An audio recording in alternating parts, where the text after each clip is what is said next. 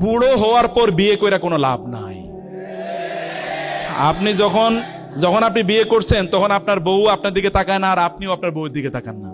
কিরে ভাই, এমন একটা অবস্থা হয়েছে যে আপনি একদিকে কাইত হয়ে শুয়ে থাকেন, তিনি আরেকদিকে কাইত হয়ে শুয়ে আছে। এইটা কি জীবন? তুলা ইবুকা ও তুলা ইবুহা, হাদিসে এসে রাসূল বলেছেন এমন সময় বিয়ে করেন যেন এটা আপনাদের খেলার মতো সময় হয়, আনন্দ করার মতো সময় হয়। বিয়ের তো এটা প্রধান উদ্দেশ্য নাকি? না বলছে যে উনি এত আল্লাহওয়ালা, ওনার আবার সন্তান হলো কিভাবে? আপনার রাসূল বিয়ে করছেন 25 বছর বয়সে, এটা একটা স্ট্যান্ডার্ড।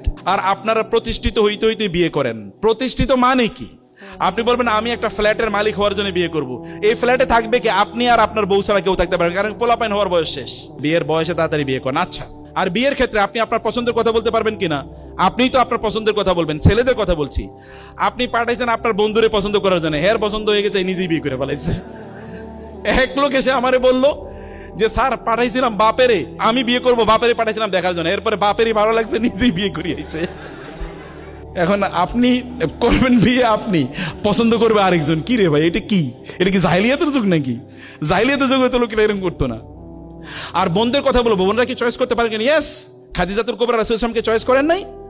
করেছেন তো।